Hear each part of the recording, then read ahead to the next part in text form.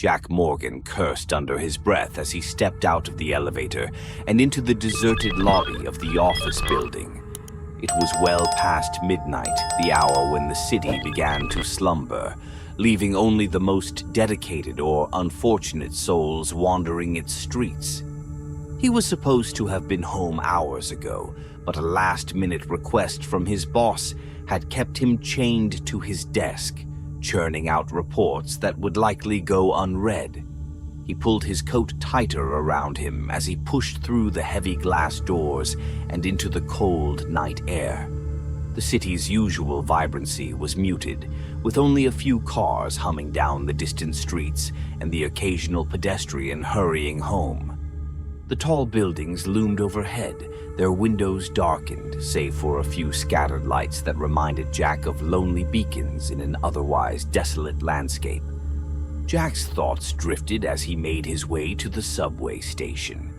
He thought about his job, a position that once seemed like a stepping stone to something greater, but had turned into a monotonous grind. The excitement he had once felt had long since faded, replaced by a dull sense of obligation. His personal life wasn't much better. His wife, Sarah, had grown distant, their conversations reduced to perfunctory exchanges about bills, chores, and the occasional forced pleasantry. Their son, Michael, was away at college, drifting further from Jack's reach with each passing semester. Jack had always envisioned himself as a successful man, surrounded by a loving family, with a career that made a difference. Instead, he felt like a ghost, haunting the edges of his own life. The subway entrance yawned before him, a gaping mouth that led into the bowels of the city. Jack hesitated for a moment, feeling an irrational pang of unease as he stared down the steps. Shaking his head, he dismissed the feeling as nothing more than exhaustion. He descended into the station, the sound of his footsteps echoing off the tiled walls. The station was nearly empty, save for a few stragglers scattered along the platform. A homeless man muttered to himself in a corner, his belongings spread out around him in a chaotic mess. A young woman with headphones sat slumped on a bench, her eyes closed, lost in her own world. Jack's eyes swept over the others, a businessman reading a newspaper, an elderly woman clutching her purse tightly. But something about them struck him as off. Their expressions were blank, almost detached, as if they were merely shadows of people rather than the real thing. The train arrived with a low rumble, its headlights piercing the darkness of the tunnel. Jack stepped aboard, immediately noticing how old the train looked. The seats were worn, the floor scuffed, and the overhead lights flickered intermittently. It was a stark contrast to the newer, sleeker trains he usually rode. He wondered why this particular train was still in service, but quickly dismissed the thought. All that mattered was getting home. He chose a seat near the middle of the car, far enough from the other passengers to avoid unwanted conversation, but close enough to the exit doors for a quick departure. The train lurched forward and Jack leaned back, letting out a weary sigh as he closed his eyes. The gentle swaying of the train began to lull him into a half-sleep, his mind wandering through the events of the day, the endless string of numbers and figures that had filled his screen, the distant sound of Sarah's voice on the phone when he called to say he'd be late again. He almost didn't notice when the train skipped the first station. It wasn't until the familiar landmarks outside his window began to fade into unfamiliar, shadowy outlines that his eyes snapped open. Jack frowned, leaning forward to get a better look at the passing scenery. The usual graffiti-tagged walls and bustling street corners had been replaced by something entirely different. An empty, lifeless stretch of road flanked by decaying buildings. The streetlights were few and far between, their dim halos barely piercing the surrounding gloom. Jack sat up straighter, his unease growing. He glanced around the train car, expecting to see signs of concern on the other passengers' faces, but they remained eerily calm, as if nothing was amiss. The young woman with the headphones hadn't moved, the businessman was still buried in his newspaper, and the elderly woman stared blankly ahead, her knuckles white as she gripped her purse. He pulled out his phone, intending to check the train schedule, but there was no signal. No bars, no Wi-Fi, nothing. It was as if the train had entered a dead zone, cut off from the rest of the world. Jack's heart began to race as he stared at the screen, the ominous feeling from earlier tightening its grip on him. He tried to dismiss it as a technical glitch, a simple detour due to construction, but the rational explanations felt flimsy, like a thin veneer over something much darker. The train plunged into a tunnel, and the lights flickered off, plunging the car into darkness. Jack's breath caught in his throat, and for a few seconds the only sounds were the clatter of the wheels on the tracks and the soft, rhythmic breathing of the other passengers. When the lights came back on, they revealed the same scene, the same detached expressions, the same oppressive silence. Something was very wrong. Jack stood up, swaying slightly as the train continued its steady pace. He moved towards the door at the end of the car, intending to find the conductor, or at least figure out where they were. But as he reached for the door, the train slowed to a stop, and the doors opened with a hiss. He turned, expecting to see a familiar station, but instead was greeted by an eerie, abandoned platform.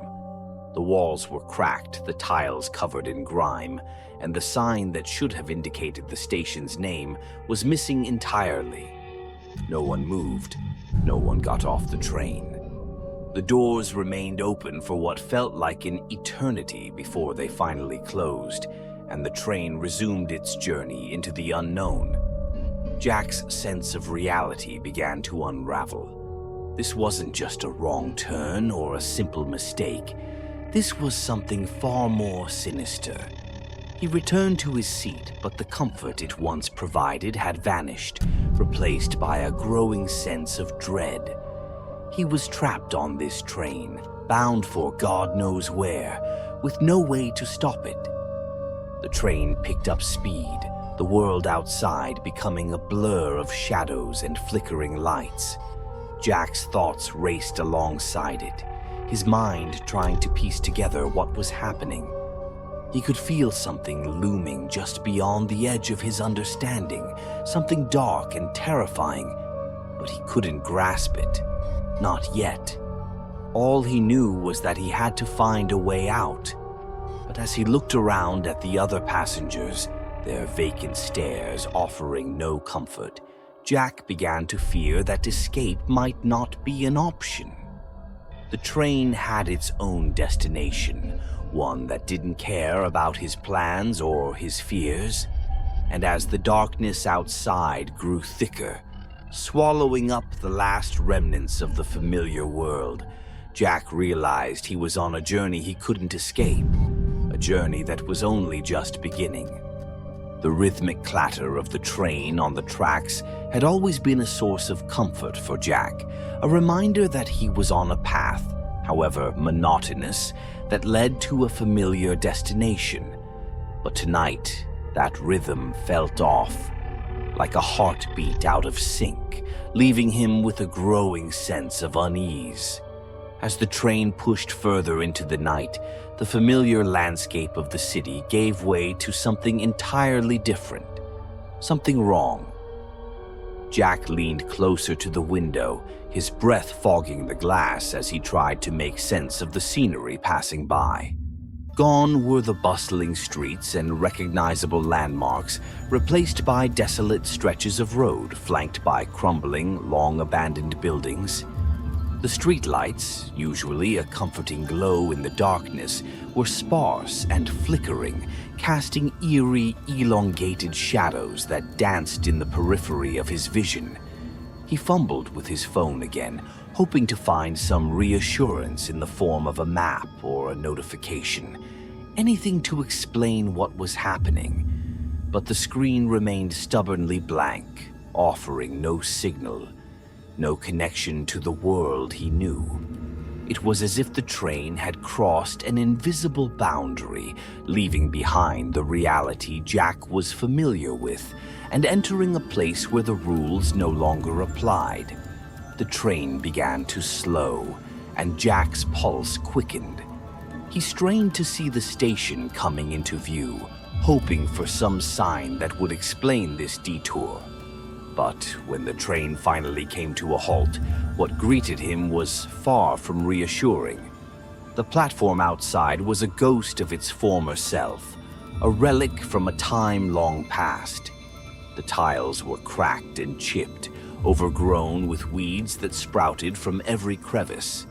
The air was thick with the smell of damp and decay, and the walls were stained with the grime of years, untouched by maintenance or care. The name of the station, once proudly displayed on a sign above the platform, had faded into illegibility, leaving only a few worn letters that hinted at its former identity. The doors slid open with a creak, and Jack half expected someone to step off the train.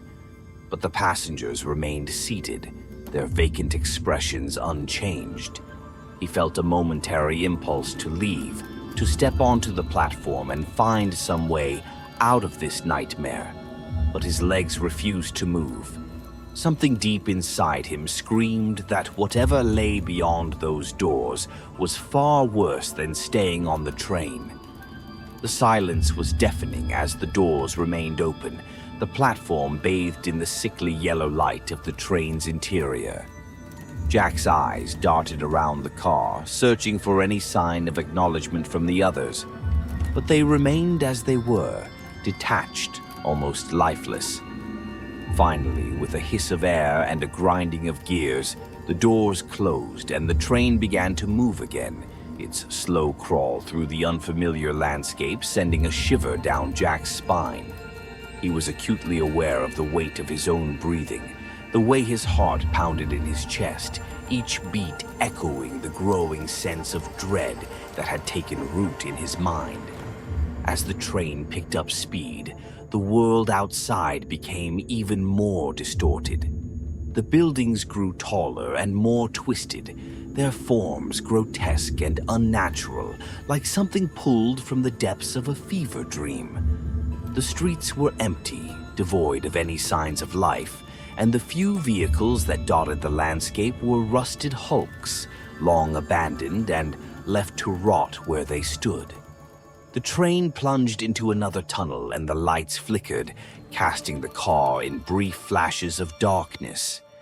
Jack's grip on the edge of his seat tightened as the train careened through the underground passage, the walls rushing past at an alarming speed. In those brief moments of light, he caught glimpses of strange, almost alien graffiti on the tunnel walls, symbols and words in a language he didn't recognize, their meanings as elusive as the reason for this terrifying journey. When the train finally emerged from the tunnel, it was into a world completely devoid of light.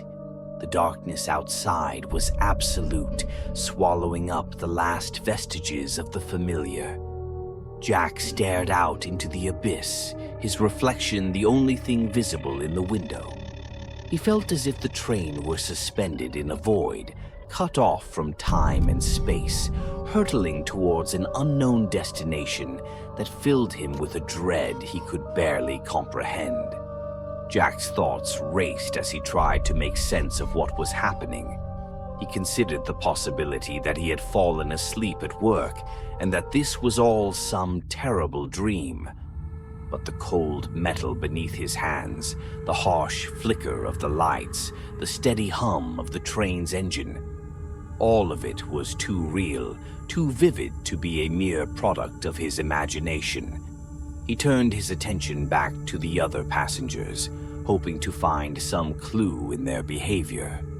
The young woman with the headphones hadn't moved an inch, her head still nodding rhythmically to a beat only she could hear.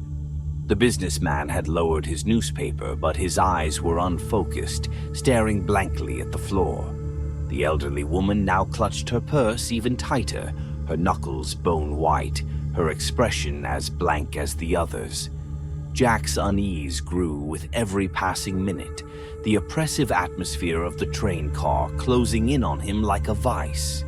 He tried to approach the businessman, thinking that perhaps he could find some solidarity in conversation, some shared understanding of the bizarre situation they were in.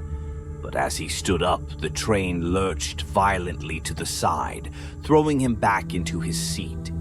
The train was speeding up, the outside world becoming a blur of dark shapes and streaks of light. Jack's stomach twisted with a sickening realization. This train wasn't going to stop. Whatever path it was on, it was barreling forward with a terrifying sense of purpose, carrying him and the other passengers towards a destination he was increasingly certain he didn't want to reach. In the midst of his rising panic, Jack heard the faint sound of something metallic clattering on the floor. He looked down to see a small brass key lying near his foot, its surface worn and tarnished with age. He had no idea where it had come from or what it was for, but something about it seemed significant, as if it were a piece of a puzzle he had yet to fully understand. He picked up the key, its cold weight heavy in his hand, and slipped it into his pocket. Whatever this key unlocked, he had a feeling it was important, perhaps even crucial to his survival.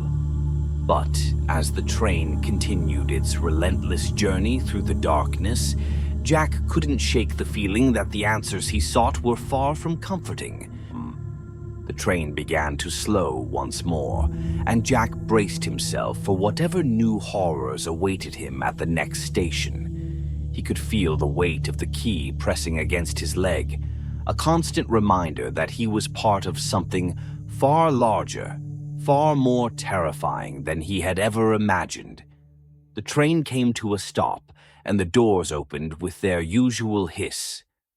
Jack's breath caught in his throat as he saw what lay beyond. A station even more decrepit than the last, its walls covered in strange pulsating vines that seemed to writhe and twist as if they were alive. The air was thick with the scent of rot, and the platform was shrouded in a dense fog that obscured everything beyond a few feet. One by one, the passengers began to rise. The young woman, the businessman, and the elderly woman, all of them moved with a slow, mechanical precision, as if guided by some unseen force. They stepped off the train and disappeared into the fog, their figures swallowed up by the murk until nothing remained. Jack wanted to follow, to see where they were going, but his feet were rooted to the spot. The key in his pocket seemed to grow heavier, pulling him down, anchoring him to the train. He knew instinctively that stepping off the train would be a mistake, that whatever awaited him on that platform was not something he wanted to encounter. The doors closed, and the train began to move again, leaving the fog-covered station behind. Jack slumped back into his seat, his mind reeling from the strangeness of it all. He was alone now, the only passenger left in the car, and the silence that filled the space was suffocating. As the train plunged into another tunnel, the lights flickered out once more, leaving Jack in total darkness. He clutched the key in his pocket, its cold surface the only thing grounding him to reality. In the blackness, he could hear the faint echoes of the train's wheels on the tracks, a sound that seemed to come from a distance, as if the train were traveling through a vast, empty void. When the lights came back on, Jack realized with a sinking feeling that he was no longer sure where the train was taking him, or if it was even going anywhere at all. The journey felt endless, a never-ending ride through a nightmarish landscape that defied all logic and reason. But one thing was certain. The further the train traveled, the closer Jack came to a destination he feared more than anything. And as the darkness outside pressed in, he knew that whatever awaited him at the end of the line would be something he could never escape. The train rattled and groaned as it sped through the darkness, the once steady rhythm of the tracks, now a chaotic clamor that reverberated through Jack's bones. He was alone. The realization settled over him like a suffocating blanket, pressing down with an almost physical weight. The last of the passengers had vanished into that fog-shrouded station, leaving him the sole occupant of the train car. He stared at the empty seats, each one a stark reminder of the people who had occupied them just moments before. The young woman with her headphones, the elderly couple, the businessman. They were all gone, their absence leaving a void that seemed to expand with every passing second.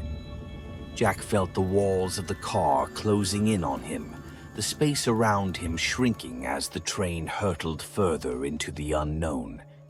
The key in his pocket felt heavier now, as if it were pulling him deeper into the strange, nightmarish journey.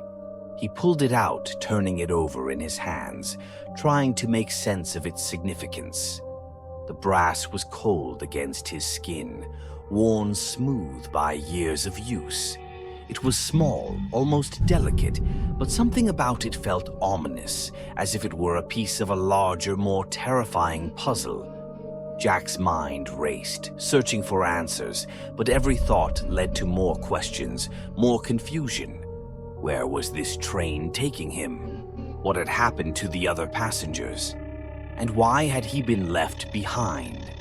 The silence of the empty car was oppressive, broken only by the creaks and groans of the train as it sped through the darkness. He stood up, the movement feeling sluggish, as if the very air in the car had thickened. The lights flickered overhead, casting erratic shadows that seemed to twist and writhe along the walls. Jack moved towards the door at the end of the car, driven by a desperate need to find some semblance of control, to escape the growing sense of dread that gnawed at his insides. The door was heavy, resisting his push as if it were trying to keep him confined. But with a grunt of effort, Jack forced it open and stepped into the next car. The scene was the same: empty seats, flickering lights, the faint smell of something metallic and unpleasant lingering in the air. He moved through the car quickly, his footsteps echoing in the silence, until he reached the next door. Car after car, Jack found nothing but emptiness. It was as if the train had been abandoned, leaving only him to witness its eerie journey through this distorted, twisted world. The further he went, the more surreal the environment became.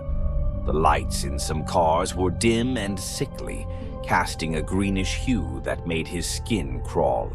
In others, the seats were torn and mangled, as if some great force had ripped through them in a fit of rage.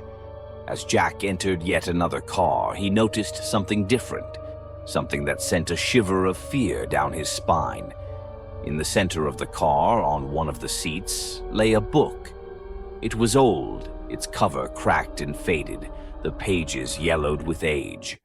The sight of it was jarring in its simplicity, a mundane object in a place that was anything but. He approached it cautiously, his heart pounding in his chest. The book was thick, its spine creased from countless readings. Jack hesitated, then reached out and picked it up. The cover was embossed with a title in a language he didn't recognize, the letters curling and looping in a way that was almost hypnotic.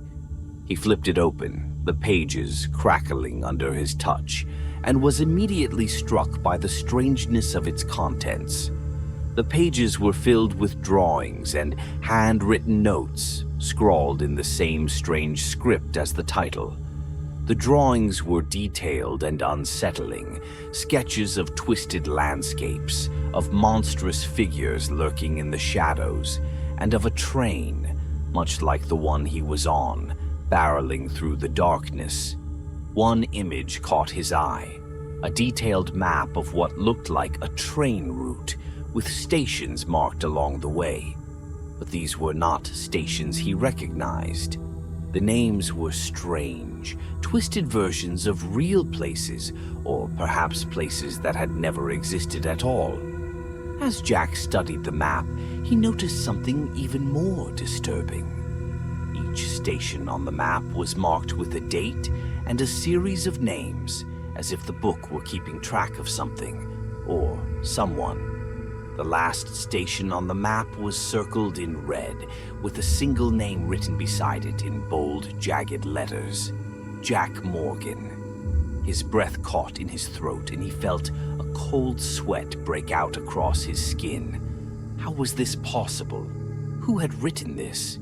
He frantically flipped through the pages, but there were no other clues, nothing to explain the nightmare he was trapped in. The book seemed to mock him with its strange symbols and cryptic drawings, offering no answers, only more fear. The train lurched suddenly, throwing Jack off balance. He grabbed onto a nearby seat to steady himself, the book slipping from his grasp and landing on the floor with a thud. The train's speed was increasing, the cars swaying violently as it tore through the darkness. Jack could feel the pressure in his ears, a deep, resonant hum that grew louder with each passing second. Panic surged through him, and he stumbled back to his feet, leaving the book where it had fallen. He had to find the conductor, or the control room, or something, anything that could help him make sense of this madness. He pushed through the next door, the metal cold against his hands, and found himself in what appeared to be the last car. This car was different from the others. The lights were dimmer, casting long, exaggerated shadows that stretched across the floor. The seats were not only empty, but covered in a thin layer of dust, as if no one had been here in years. And at the far end of the car stood a door, slightly ajar, with a faint light spilling out from the cracks. Jack approached the door cautiously, his heart pounding in his chest. He could hear a faint sound coming from the other side, a low, steady hum like the sound of machinery at work. The key in his pocket seemed to vibrate with a strange energy, as if it were responding to whatever lay beyond that door. He reached out, his hand trembling, and pushed the door open. The light that poured out was blinding, forcing him to shield his eyes. When they finally adjusted, he found himself staring at a room that looked like it belonged to another world entirely. The walls were lined with dials, gauges, and switches, all of them ancient and worn, yet humming with a strange, almost organic energy. In the center of the room stood a large, elaborate console covered in strange symbols and glowing with a faint, otherworldly light. And standing in front of it, his back turned to Jack, was the conductor. The conductor was tall and gaunt, his uniform old-fashioned and threadbare, his posture rigid. He moved with deliberate slowness, his hands gliding over the console as if performing a ritual. Jack took a step forward, and the floor beneath him creaked loudly. The conductor froze, his hand hovering over a large brass lever. Without turning around, the conductor spoke, his voice low and hollow, echoing slightly in the confined space. "You're not supposed to be here, Jack." The sound of his name sent a jolt of fear through Jack, and he took an involuntary step back. "Who are you? What is this place? Where is this train taking me?" The conductor turned slowly, revealing a face that was both familiar and utterly alien. His features were sharp, almost too sharp, his eyes sunken deep into his skull, glowing faintly with an unnatural light. He regarded Jack with an expression of mild curiosity, as if he were an insect that had wandered into his domain. "This train," the conductor said slowly, his voice like the creak of old wood, "is taking you to where you belong. It is a journey that every soul must take when their time in the living world comes to an end. Jack's mind reeled at the implication. No, that can't be true. I'm not dead. The conductor tilted his head slightly, as if considering Jack's words. You are not alive in the way you once were, he said, his tone matter-of-fact. You crossed that threshold when you stepped onto this train, and now you are on the path that leads to your final destination. Jack's memories came flooding back with sudden, brutal clarity. The gunshots, the blinding pain, the alleyway, and the darkness that followed. He had never made it to the subway station that night. He had died on the cold, hard pavement, a victim of senseless violence.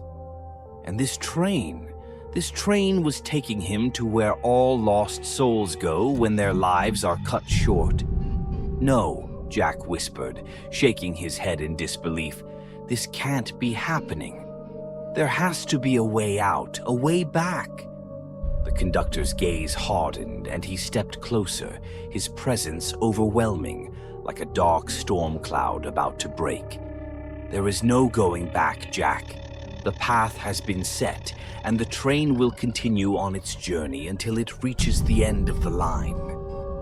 Jack felt the world around him start to spin, the walls of the room closing in as the reality of his situation crashed down on him. He was trapped on a train that would never stop, bound for a destination he couldn't escape, and there was nothing he could do to change that.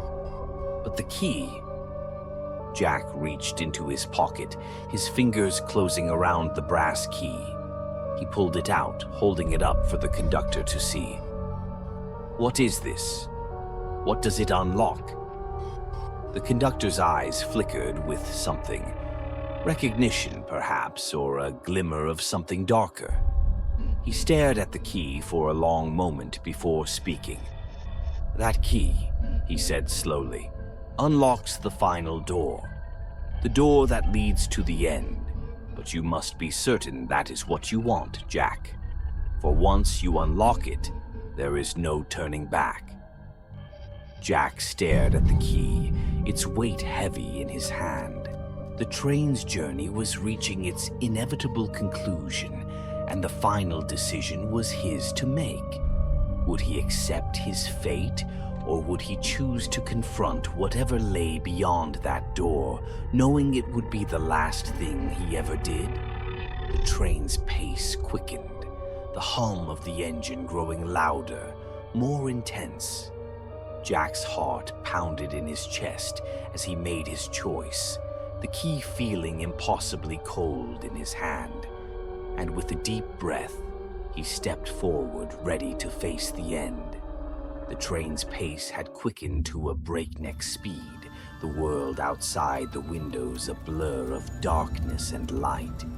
Jack could feel the vibrations of the tracks deep in his bones, each shudder of the train resonating with the fear that had settled in the pit of his stomach. The brass key in his hand felt like ice, its cold seeping into his skin as he gripped it tightly, his knuckles white with the strain. The conductor's words echoed in his mind, their ominous weight pressing down on him as the train hurtled toward its final destination.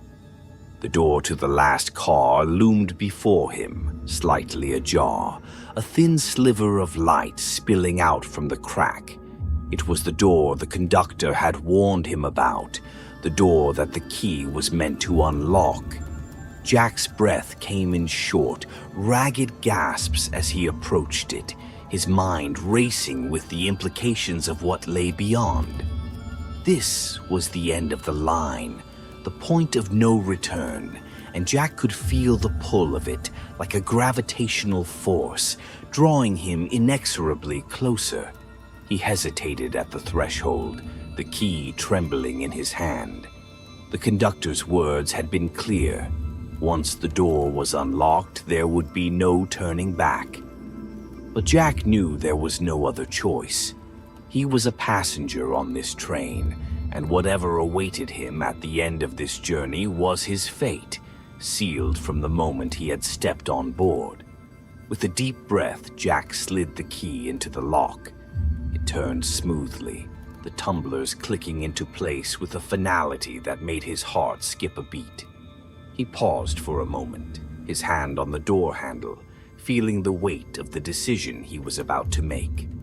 Then, with a resolve born of desperation, he pushed the door open. The light that greeted him was blinding, searing his eyes and forcing him to raise a hand to shield them. He squinted against the glare, stepping through the doorway and into a place that defied all logic and reason. The platform stretched out before him, vast and empty, shrouded in a thick, swirling fog that seemed to pulse with a life of its own.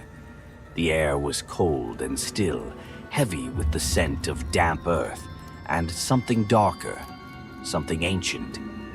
Jack could see the outlines of the train tracks fading into the mist, leading off into an abyss that seemed to stretch on forever. There were no signs, no markers, no indications of where he was. The station was a void, an in-between place where time and space had no meaning. It was a place of waiting, of finality, where lost souls like his were left to linger in the moments before whatever came next. Jack stepped forward, his footsteps echoing in the emptiness. The train behind him was silent, its engine no longer humming with the energy that had driven it through the darkness. It stood there, motionless, as if waiting for him to make his choice. The key was still in his hand, its weight a reminder of the door he had just unlocked, the threshold he had crossed. As he moved deeper into the fog, Jack felt a presence around him, a palpable force that seemed to press in on him from all sides.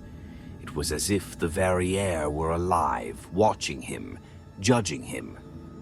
He could hear faint whispers, distant and indistinct, like the murmurs of 1,000 voices just out of reach. They seemed to call to him, urging him forward, pulling him toward the edge of the platform where the tracks disappeared into the mist. The conductor's words echoed in his mind, a chilling reminder of the journey he had undertaken. This was the place where lost souls went, a liminal space between life and whatever lay beyond. Jack knew that this was his final stop, the last destination on a journey that had begun the moment he had drawn his last breath in that dark alleyway. He reached the edge of the platform, the fog swirling around his feet like a living thing. He stared into the void, his heart pounding in his chest, the weight of his fate pressing down on him like a physical force. There was no turning back now, no escape from the path he had chosen. This was the end of the line, and Jack could feel the inevitability of it pulling him closer, urging him to take the final step. But even as the fear clawed at his insides, there was a strange sense of calm that settled over him, a quiet acceptance of what was to come. He had fought against it, resisted the reality of his situation, but now, standing at the edge of the abyss, he understood that this was where he was meant to be. The journey had brought him here for a reason, and whatever lay beyond, he knew he had to face it. With a deep breath, Jack stepped off the platform and into the void. The fog closed in around him, the world dissolving into a haze of white. For a moment, there was nothing. No sound, no light, no sense of time or place. Jack felt weightless, suspended in the emptiness, his thoughts drifting like leaves on a windless day. And then, slowly, the fog began to lift, revealing a landscape that was both familiar and utterly alien. He took a step, then another, the path crunching beneath his feet. The fog still lingered at the edges of his vision. But the way ahead was clear, illuminated by a faint, ethereal glow that seemed to come from within the trees themselves. As he walked, the whispers returned, closer now, more distinct, like the voices of the wind through the branches. They spoke of the past, of choices made and regrets left behind. They spoke of the future, of the unknown that lay ahead, of the mysteries that awaited him on the other side. But most of all, they spoke of the journey, the path that every soul must take, the final destination that was different for each, but inevitable for all. Jack walked on, the weight of the key still in his pocket, its cold presence a reminder of the door he had unlocked, the journey he had taken. The fear that had once gripped him so tightly had loosened its hold, replaced by a quiet determination to see this journey through to its end. The path wound through the forest, twisting and turning, leading Jack deeper into the heart of the unknown. He could feel the presence of others around him, other souls, other travelers, all on their own journeys, all moving toward their own final destinations. But he knew that his path was his alone, that whatever lay ahead was meant for him and him alone. The trees began to thin and the path widened, opening up into a clearing bathed in the soft, silvery light of the stars. In the center of the clearing stood a figure, tall and cloaked in shadow, its features obscured by the darkness. But Jack could feel its gaze on him, a presence that was both comforting and terrifying, a reminder of the power that had guided him here. The figure raised a hand, and the path before Jack seemed to glow with a new light, illuminating the way forward. Jack felt a surge of energy, a sense of purpose that propelled him toward the figure, toward the unknown that awaited him. He took a deep breath, his heart steady now, his mind clear. He knew that this was the end of his journey, the final step that would lead him to whatever lay beyond. He felt no fear, no hesitation, only a deep, abiding sense of peace. And as Jack stepped into the light, the world around him dissolved, the darkness giving way to something new, something bright, something that he could not yet fully comprehend. But whatever it was, he was ready. The train had brought him here to his final destination, and Jack Morgan was ready to face it, whatever it might be.